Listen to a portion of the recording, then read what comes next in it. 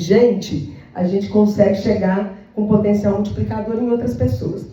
Gente, não faz conta não, mas em 84 eu estava lá nas Diretas Já.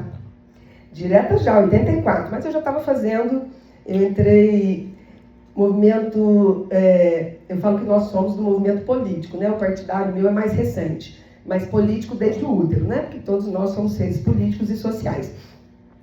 Mas, em 84, 1,5 milhão de habitantes na Praça da Sé lutando por Diretas Já. E nós estamos agora nesse momento de eleição, nesse ano, e a gente tem sempre a cada 2 anos, né?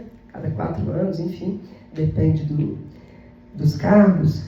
A gente tem eleição e eu tenho visto muita gente colocar o seguinte: não, vou mexer com isso não, pago a multa de R$3, R$5, eu quero morrer, porque eu arrepio todo, eu lutei para poder votar, né? Vocês chegaram com um trem pronto, mas eu lutei para poder votar, lutei muito, né? Eu era adolescente, nos anos 80. E aí, desde minha mãe foi fazer mestrado em São Paulo, levou os 4 filhos, aquela emoção, um apartamento de 1 quarto com 11 pessoas, minha tia com todos os filhos, minha mãe com todos os filhos, aquela emoção, né? E foi muito rico, porque eu entrei no movimento estudantil secundarista lá em São Paulo. Em São Paulo tudo acontece, né? Tudo acontece, de pior e de melhor. Então eu tive essa oportunidade de também presidir chapa, né, no movimento secundário. E quando eu entrei na UF, na história também. Então fui presidente do diretório acadêmico. Sabe quem me passou essa bomba? O Gilberto Neves. Era ele. Ele é de uma geração, de uma turma antes da minha. E eu queria dizer para vocês que essa crise de representatividade não é no movimento estudantil. E esse projeto, Brizola dizia, né, gente? Brizola dizia: a crise na educação não é crise, é um projeto político. E a gente tem que parar com ingenuidade, porque tudo é projeto político, né? Tem que ver de que lado que a gente está e para onde que a gente vai. Mas a correlação de forças e de poder o tempo todo se estabelece, né? E aí eu acho bacana, no Levante, a gente está sempre junto em algumas atividades, né? Vocês são massa demais.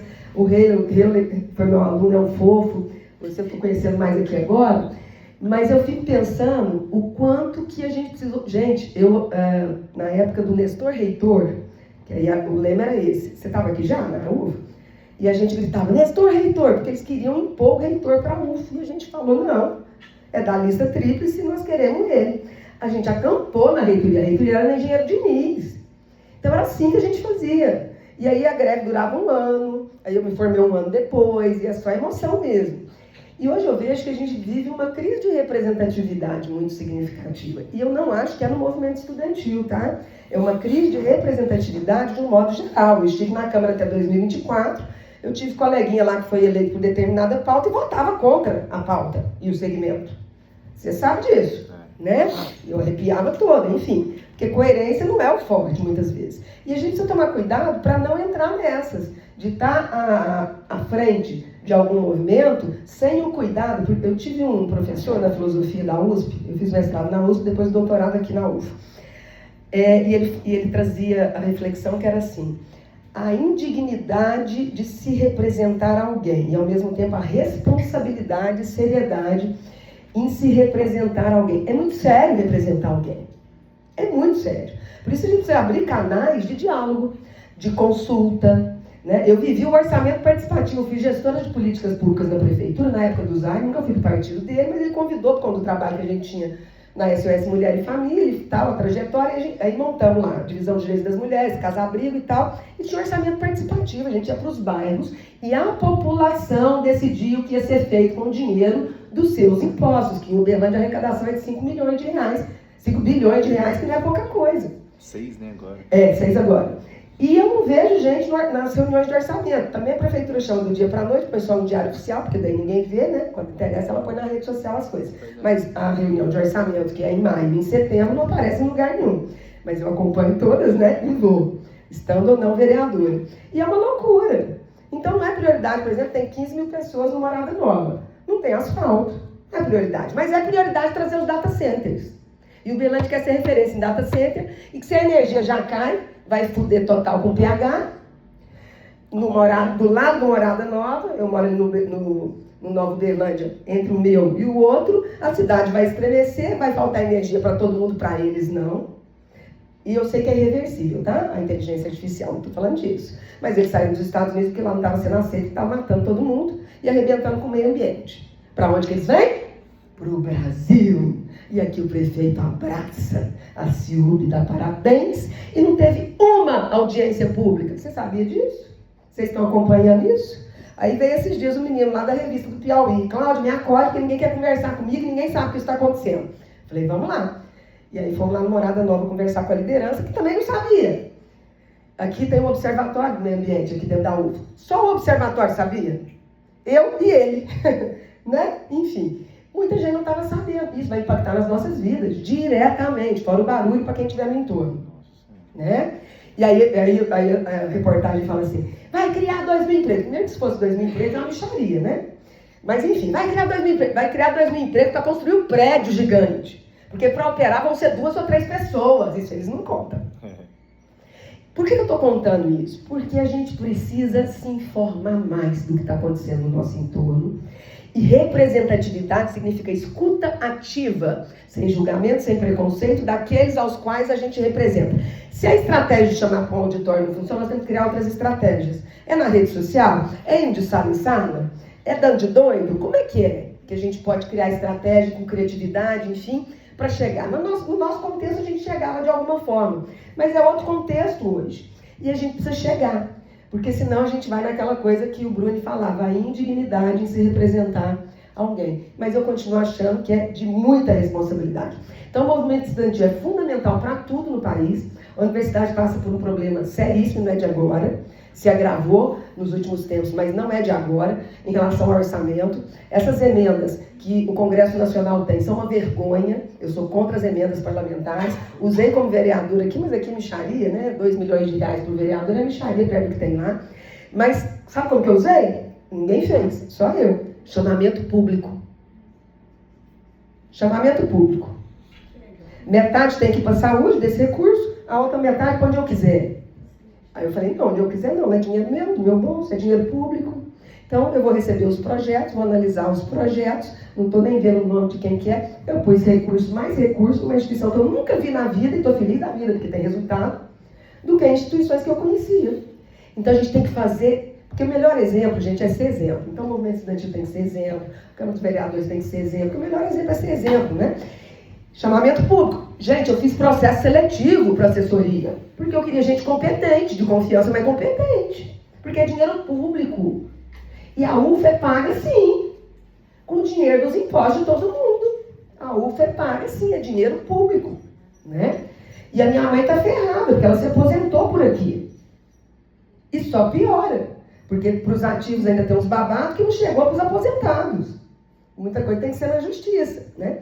Então, eu queria dizer que é fundamental a gente estar em espaços de poder, mas com esse cuidado sempre, de como é que a gente dialoga e tenta chegar naqueles sujeitos aos quais nós representamos, com muito cuidado, porque a nossa voz não substitui a voz dos sujeitos.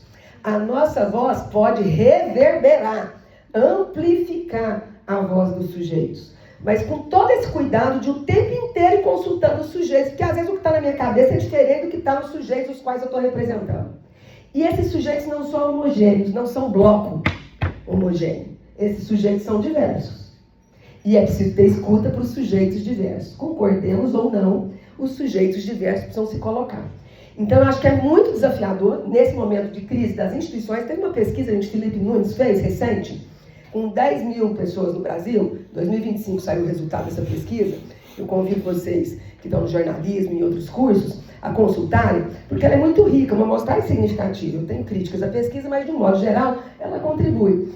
O brasileiro tem confiabilidade em 2 instituições apenas: igreja e família. O que é um paradoxo, porque nós nunca matamos tantas mulheres nos relacionamentos, mas são da família.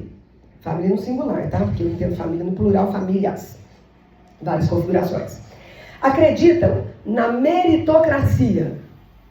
E só há meritocracia se todos partem na pista de corrida do mesmo lugar.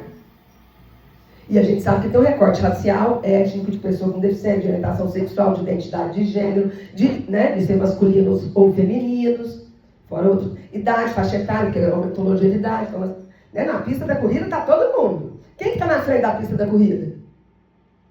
Homens brancos, hétero. Isso. É isso. Então a meritocracia é uma balela, mas o brasileiro acredita na meritocracia, estimula a meritocracia e acha que é por aí que as coisas vão acontecer. E nós temos que saber disso, para saber dialogar e desconstruir na linguagem dos sujeitos. Qual que é o desafio que eu acho que nós... Eu tenho uma trajetória acadêmica? Tenho, mas como o ativismo sempre esteve junto, a gente tenta sempre traduzir o difícil numa linguagem fácil, mas é um desafio constante, cotidiano. A academia tem que fazer isso, os estudantes têm que fazer isso, porque senão não chega, gente. O academicismo não dialoga. Por que o Bolsonaro dialoga? Porque ele fala merda. É isso. Mas é isso. Simples, ele fala merda simples. Eu concordo? Não. Eu acho que é por aí? Não. Mas nós temos que aprender com isso. Nós temos que aprender com isso. Numa sociedade da superficialidade, bom, lindão, uma sociedade do efêmero, né? Do imediatismo, modernidade líquida, nada seguro, imediatismo, a gente precisa entender isso, porque senão a gente não dialoga com a população. E a polarização é boa pra gente? Não é boa pra gente. Em alguns momentos eleitorais pode até ser. Mas hoje tem muita gente agitando e pouca gente construindo. É ou não? Né? Muita militância e pouca prática. É ou não? E a gente precisa entender isso. E falar a língua da população, traduzir o difícil numa linguagem fácil, para mim hoje, é o maior desafio da universidade e dos estudantes, dos professores. Sou professora também, só que da privada, lerê, né? Se na UF tá ruim, gente, vocês não têm noção da privada. Tá uma privada, na privada. Essa parte eu corto depois. Né? Lerê, a sorte que eu estou aposentando esse ano. Não vou parar de trabalhar, mas para pagar os boletos. Então, é fundamental que o movimento estudantil se organize, porque hoje vocês estão privilegiados em relação ao meu contexto. A gente não está em todos os espaços, não. Vocês estão, no consumo, inclusive. Então, consumo, condir. Condir todos os espaços de poder. Então, olha que oportunidade, não é privilégio, não. Que oportunidade que vocês têm, que eu não tive, mas a gente fazia barraco lá na porta da reitoria, né? A gente dormia, ficamos lá há muitos dias. E é fundamental que a gente possa exercer cidadania e ajudar também essa juventude que pensa que pagar R$3, R$5 está valendo a pena. Porque não consegue, e a gente não tem feito uma comunicação adequada, entender que o que decide aqui na Câmara Municipal e na Prefeitura, o que decide lá no Congresso Nacional, lá no Senado, lá no Legislativo Estadual e Federal, impacta na comida, no valor da gasolina, no emprego, na sua vida. Está distante isso da população. Gente, se eu perguntar para a gente acadêmico qual é a função do Legislativo, não vai saber.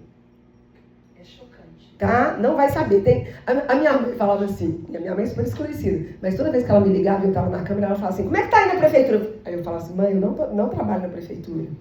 Eu trabalho na Câmara, no Poder Legislativo ou Executivo. A minha mãe é assistente social, fez mestrado. Tá entendendo? Não sabe. E como é que... Isso é função ou não da universidade? Isso é função da universidade. Né? Então, a gente poder também dialogar hoje um pouco sobre como chegar, com qual linguagem chegar, com quais conteúdos para que a cidadania aconteça. E cidadania, gente, é muito sério, né? Na antiguidade antes de Cristo, só homens livres eram cidadãos. Mulheres, escravos, estrangeiros, não.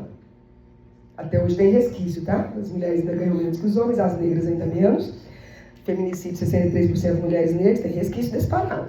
Então, a história tem mudanças, tem permanências e tem retrocessos. Piscou, dançou, não tem nada seguro. Eu achava, tá? Que as conquistas, 30 anos, né? Movimento de mulheres, eu pensava assim, tá tudo conquistado! Não, tá tudo dominado.